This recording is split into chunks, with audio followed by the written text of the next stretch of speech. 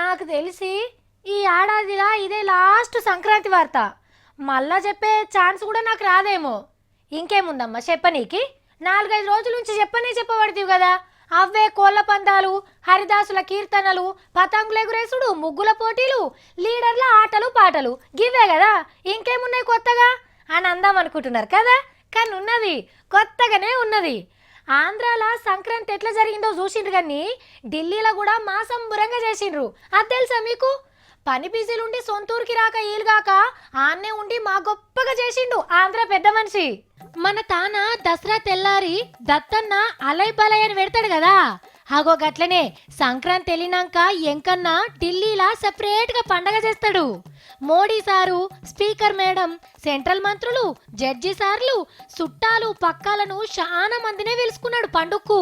బొమ్మల కొలువు కూడా పెట్టినట్టున్నారు. స్పీకర్ మేడానికి చూపిస్తే మస్తు మురిసిపోతుంది.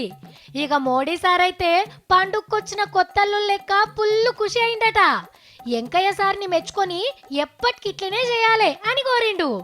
బాలసుబ్రహ్మణ్యం సారు 50 ఏండ్ల కింద ఫస్ట్ పాట పాడిండని ఆయన గాత్రానికి సన్మానం చేసిండ్రు. అట్లనే మోడీ సార్కు గుర్తుండిపోయే సన్మానం చేసిండు మన వెంకన్న. వచ్చినోళ్ళందరికీ ఆంధ్ర వంటకాలతోని కమ్మటి దావత్ ఇచ్చిండట. తిన్నాక అందరు లేచిపోతుంటే